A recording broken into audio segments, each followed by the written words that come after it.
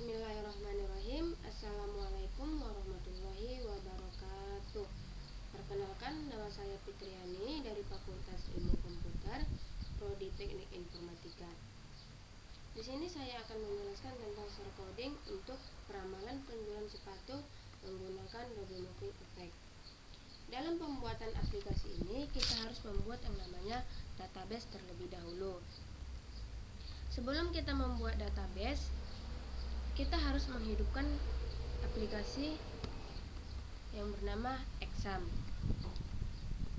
Lalu kita akan startkan Apache dan MySQL.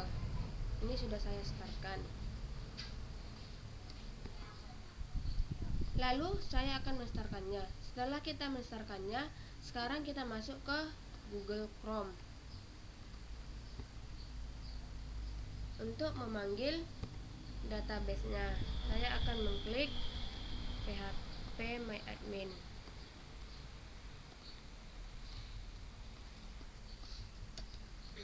Lalu enter.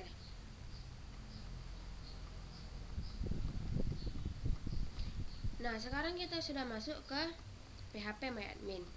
Jika kita ingin membuat database baru, kita akan mengklik new.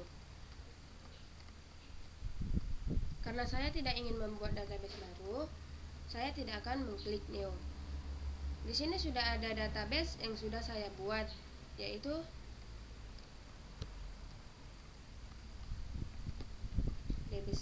database start.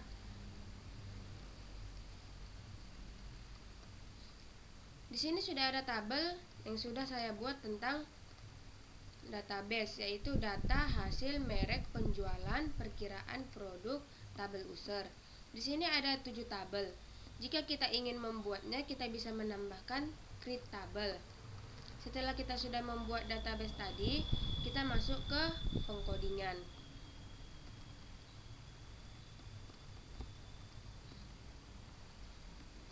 Yang pertama yang harus kita lakukan untuk melakukan pengkodingan yaitu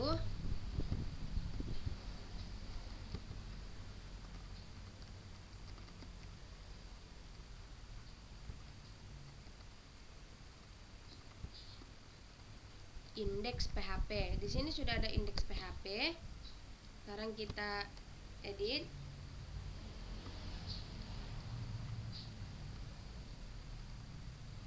Di sini sudah ada aplikasi double moving effect, login.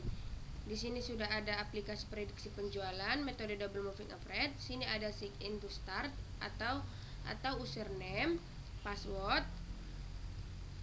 Masuk. Di sini ada lupa password atau forgot password. Seperti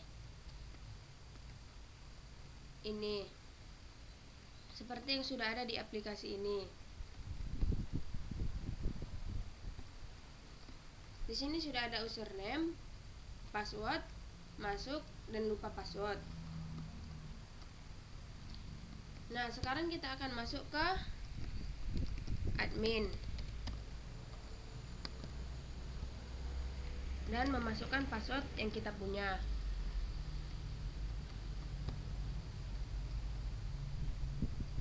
Nah, sekarang kita sudah masuk ke aplikasi penjualan sepatu menggunakan metode double moving effect. Di sini sudah ada beberapa, yaitu admin, merek, produk, data penjualan, peramalan per produk, peramalan per merek, pengguna, dan keluar. Jika kita ingin melihat pengkodingannya atau ingin merubahnya, bisa kita lihat di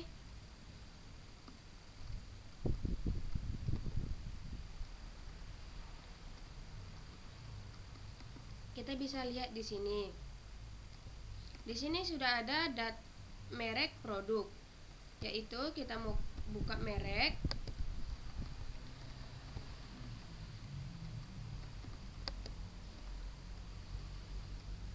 Nah, di sini bisa kita lihat, yaitu di sini ada merek, beranda, tambah merek, nomor, nama merek, aksi. Aksi ini yaitu kita bisa menghapus dan mengedit merek yang sudah kita masukkan.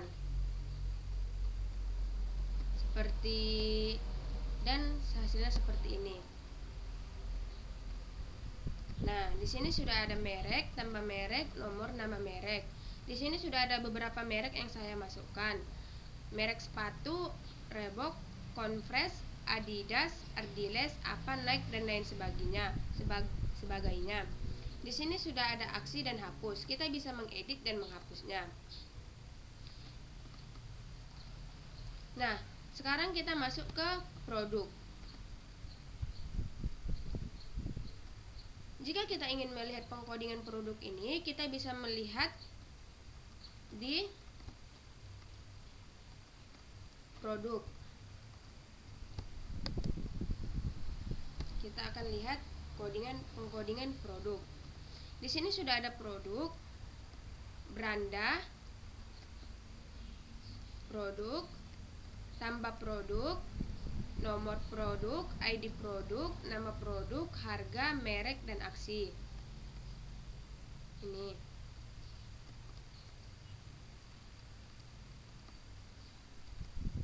Nah, bisa kita lihat seperti ini. Di sini sudah ada produk, tambah produk, ada nomor, ID produk, nama produk, harga, merek, dan aksi. Di sini sudah ada beberapa produk yang saya masukkan, yaitu produk Reebok, Adidas, Ardiles, Pansus, Papor, dan lain sebagainya. Di sini juga sudah ada tercantum harganya, tercantum mereknya, dan kita bisa edit dan kita bisa hapus juga. Nah, sekarang kita masuk ke data penjualan.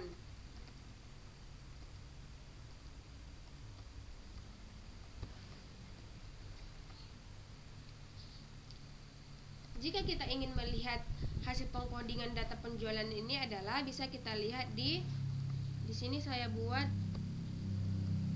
namanya data penjualan. Sekarang kita lihat.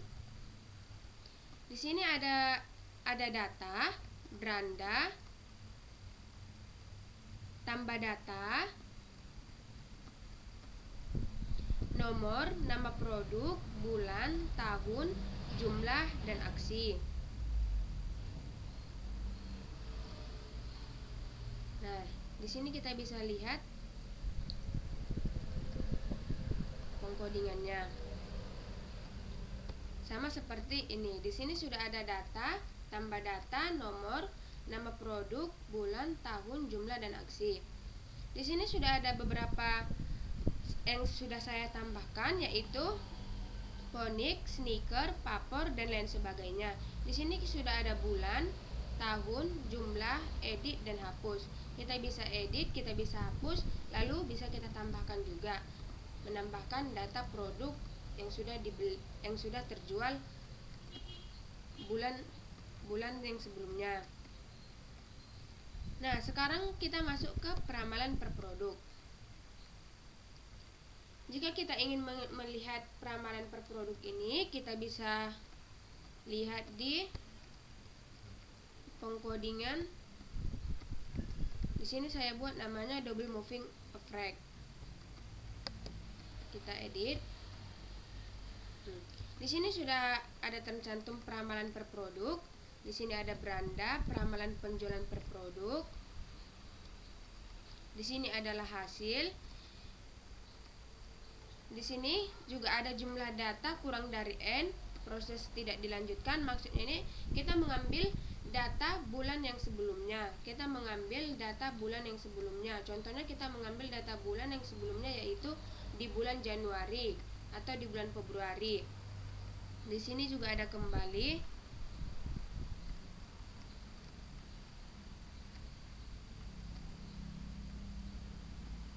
Nah, di sini ada produk, yaitu semua produk, hasil,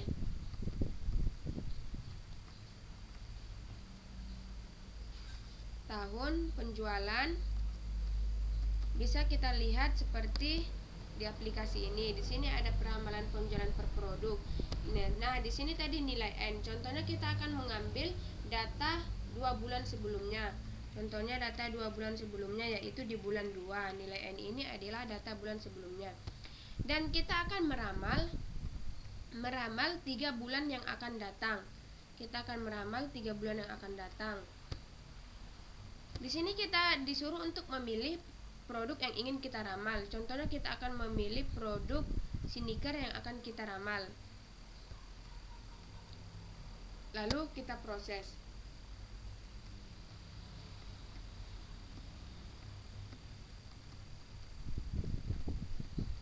Nah, di sini sudah ada peramalan penjualan per produk, yaitu produk sneaker. Nah, kita mengambil data bulan 2 bulan sebelumnya, yaitu ini. Sebelum kita mencapai hasil keperamalan, kita harus mencari nilai rata-rata gerak pertama. Setelah kita mendapatkan nilai rata-rata gerak pertama, kita mencari nilai rata-rata gerak kedua.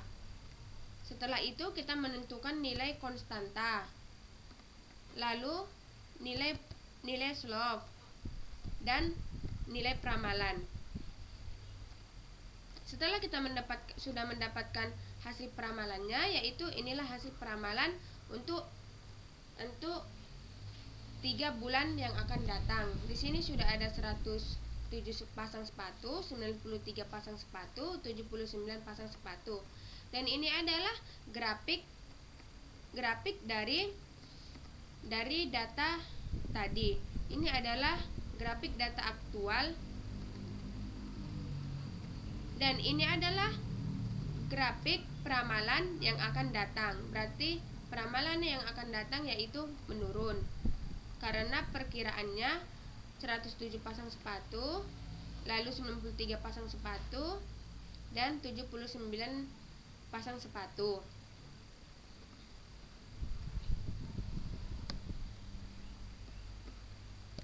Nah, sekarang kita masuk ke peramalan per merek.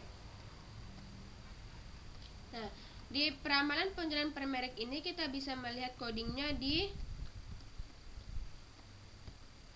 sini.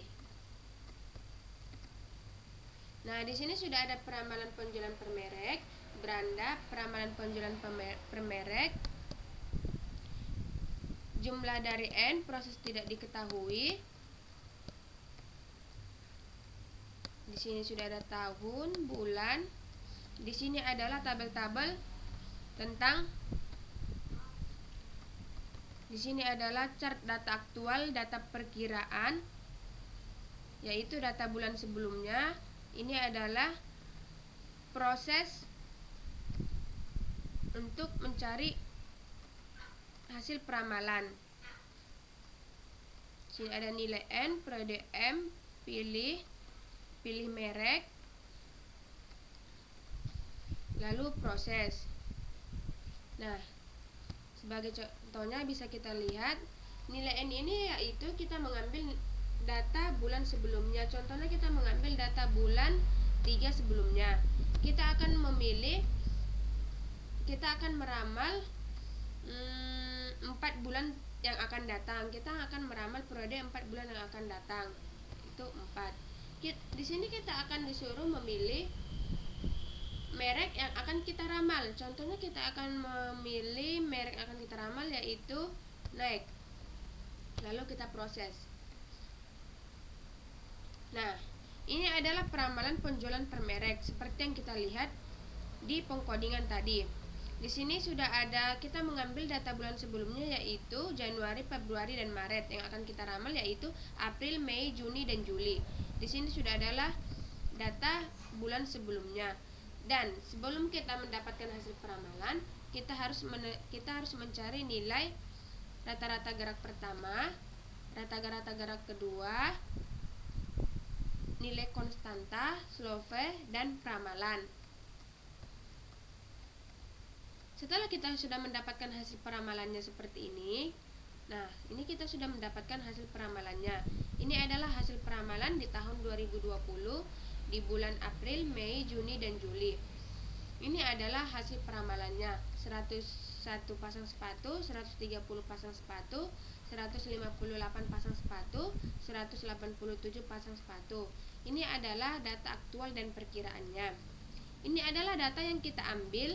Data aktual yang kita ambil yaitu data bulan sebelumnya di bulan Januari, Februari, dan Maret.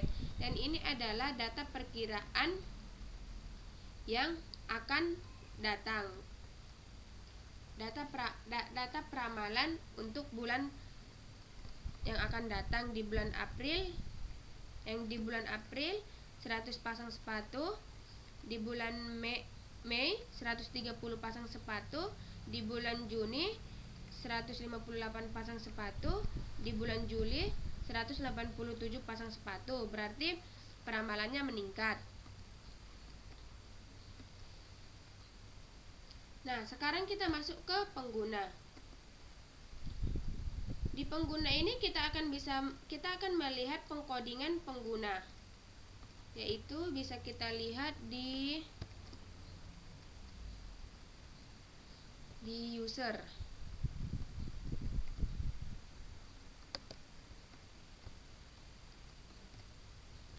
Di sini sudah ada pengguna, beranda, pengguna, tambah pengguna, ada nomor, ada username, nama lengkap, email, dan aksi. Aksi itu kita bisa menghapus dan mengedit juga.